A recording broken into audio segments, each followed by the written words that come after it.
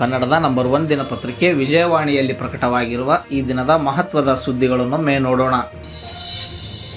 ಇಂದು ಸಂಕ್ರಾಂತಿ ಹಬ್ಬ. ಈ ಹಬ್ಬಕ್ಕೆ ತನ್ನದೇ ಆದ ವೈಶಿಷ್ಟ್ಯತೆ ಇದೆ. ನಾಡಿನೆಲ್ಲೆಡೆ ಸಂಕ್ರಾಂತಿಯನ್ನ ಹೇಗೆಲ್ಲ ಸಾಂಪ್ರದಾಯಿಕ ವಿಧಾನಗಳಿಂದ ಆಚರಿಸಲಾಗುತ್ತದೆ, ಆಚರಣೆಯ ಮಹತ್ವವೇನು ಎಂಬ ಸವಿಸ್ತಾರ ಮಾಹಿತಿಯನ್ನ ಇಂದಿನ ಸಂಚಿಕೆಯಲ್ಲಿ ನೀಡಲಾಗಿದೆ. ಈ ವಿಶೇಷಕ್ಕೆ ಚಿಂತನ ಪುಟ ನೋಡಿ. ಸಮೃದ್ಧಿಯ ಸಂಕೇತವಾಗಿ ಆಚರಿಸಲ್ಪಡುವ ಸಂಕ್ರಾಂತಿ ಹಬ್ಬ ವಿಶೇಷವಾದುದು. ಈ ದಿನದಂದು ಪುಣ್ಯ ಸ್ನಾನ ಮಾಡಿ ದೇವರಿಗೆ ವಿಶೇಷ ಪೂಜೆ ಸಲ್ಲಿಸಿ ಹಬ್ಬ ಆಚರಿಸುತ್ತಾರೆ. ಚಂದನವನದಲ್ಲಿ ವರ್ಷದ ಮೊದಲ ಹಬ್ಬದ ಸಂಭ್ರಮ ಜೋರಾಗಿದೆ. ಈ ಕುರಿತ ಕಂಪ್ಲೀಟ್ ಮಾಹಿತಿಗೆ ಉಲ್ಲಾಸ ನಮಸ್ತೆ ಬೆಂಗಳೂರು ಪುಟ ನೋಡಿ.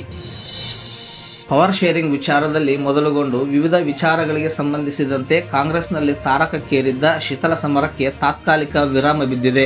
ರಾಜ್ಯ ಕಾಂಗ್ರೆಸ್ ಉಸ್ತುವಾರಿ ರಣದೀಪ್ ಸಿಂಗ್ ಸುರ್ಜೇವಾಲಾ ನೇತೃತ್ವದಲ್ಲಿ ಸೋಮವಾರ ನಡೆದ 3 ಹಂತದ ಸಭೆ ಹಾಗೂ ಸಿಎಲ್ಪಿಯಲ್ಲಿ ನಡೆದ ವಿವಿಧ ಬೆಳವಣಿಗೆಯಿಂದಾಗಿ ಚಿತ್ರಣ ಬೇರೆ ದಿಕ್ಕಿನತ್ತ ಹೋಗುವ ಸಾಧ್ಯತೆ ಗೋಚರಿಸಿತಾದರೂ ಅಂತಿಮವಾಗಿ ಸಿಎಂ ಸಿದ್ದರಾಮಯ್ಯ ಹಾಗೂ ಉಪಮುಖ್ಯಮಂತ್ರಿ ಡಿಕೆ ಶಿವಕುಮಾರ್ ಅವರ ಸಮಯೋಚಿತ ನಡೆಯಿಂದಾಗಿ ಬಹುದಿನಗಳ ಕಾರ್ಮೋಡ ನಿಧಾನವಾಗಿ ಸರಿಯಿತು. ಈ ಸುದ್ದಿಗೆ ಮುಖಪುಟ ನೋಡಿ. ಜಗತ್ತಿನ ಅತಿದೊಡ್ಡ ಧಾರ್ಮಿಕ ಸಾಂಸ್ಕೃತಿಕ ಕಾರ್ಯಕ್ರಮವಾಗಿ ಇತಿಹಾಸ ಪುಟದಲ್ಲಿ ದಾಖಲೆ ಬರೆಯುತ್ತಿರುವ ಮಹಾಕುಂಭ ಮೇಳಕ್ಕೆ ಉತ್ತರ ಪ್ರದೇಶದ ಪ್ರಯಾಗ್ರಾಜ್ನಲ್ಲಿ ಸೋಮವಾರ ಅದ್ದೂರಿ ಚಾಲನೆ ಸಿಕ್ಕಿತು. ನಿರೀಕ್ಷೆಯಂತೆ ಮೊದಲ ದಿನವೇ ಪುಣ್ಯ ಸ್ನಾನಕ್ಕೆ ಭಕ್ತ ಸಾಗರವೇ ಹರಿದು ಬಂದಿತ್ತು.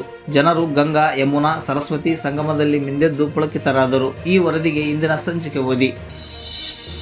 ಜಮ್ಮು ಮತ್ತು ಕಾಶ್ಮೀರ ಮತ್ತೊಮ್ಮೆ ಅಂತಾರಾಷ್ಟ್ರೀಯ ಮಟ್ಟದಲ್ಲಿ ಗಮನ ಸೆಳೆದಿದೆ. ಇಲ್ಲಿನ ವಿಶ್ವವಿಖ್ಯಾತ ಪ್ರವಾಸಿ ತಾಣ ಸೋನ್ಮಾರ್ಗ್ ಮತ್ತು ಲಡಾಖ್ಗೆ ವರ್ಷವಿಡೀ ಸಂಪರ್ಕ ಕಲ್ಪಿಸುವ ರಸ್ತೆ ಯೋಜನೆಯ ಭಾಗವಾಗಿ ನಿರ್ಮಾಣವಾಗಿರುವ 6.5 ಕಿಲೋಮೀಟರ್ ಉದ್ದದ ಸೋನ್ಮಾರ್ಗ್ ಸುರಂಗ ಮಾರ್ಗವನ್ನು ಪ್ರಧಾನಿ ನರೇಂದ್ರ ಮೋದಿ ಸೋಮವಾರ ಉದ್ಘಾಟಿಸಿದರು. ಈ ಸುರಂಗದ ವಿಶೇಷತೆ ಮಾಹಿತಿಗೆ ದೇಶ ವಿದೇಶ ಪುಟ ನೋಡಿ.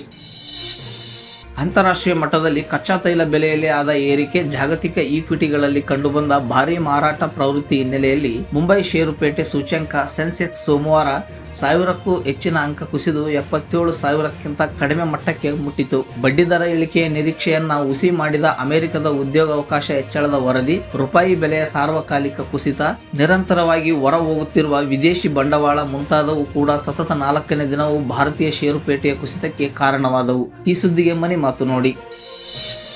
ಮೀಸಲಾತಿ ಸೇರಿದಂತೆ ವಿವಿಧ ಕಾರಣಗಳಿಂದಾಗಿ ಹಲವು ವರ್ಷಗಳಿಂದ ಜಿಪಂ ತಾಪಂ ಚುನಾವಣೆ ನಡೆದಿಲ್ಲ. ಹೀಗಾಗಿ ಮೀಸಲಾತಿ ಅಂತಿಮ ಪಟ್ಟಿ ಕೈ ಸೇರುತ್ತಿದ್ದಂತೆ ವೇಳಾಪಟ್ಟಿ ಪ್ರಕಟಿಸಲಾಗುವುದು. ಬಹುತೇಕ ಏಪ್ರಿಲ್ ಅಥವಾ ಮೇನಲ್ಲಿ ಚುನಾವಣೆ ನಿಗದಿ ಮಾಡುತ್ತೇವೆ ಎಂದು ರಾಜ್ಯ ಚುನಾವಣೆ ಆಯುಕ್ತ ಜಿಎಸ್ ಸಂಗ್ರೇಶಿ ಹೇಳಿದ್ದಾರೆ. ಈ ಸುದ್ದಿಗೆ ಸಮಸ್ತ ಕರ್ನಾಟಕ ಪುಟ ನೋಡಿ.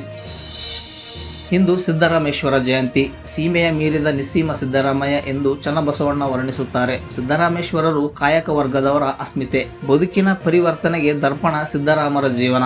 ಮೌಢ್ಯ ಸಂಪ್ರದಾಯಗಳಿಂದ ಮೌಲ್ಯ ಸಂಪ್ರದಾಯಗಳಿಗೆ ನಾಂದಿ ಆಡಿದವರು. ಈ ಕುರಿತ ವಿಶೇಷ ಬರಹಕ್ಕೆ ಸುದಿನ ಪುಟ ನೋಡಿ.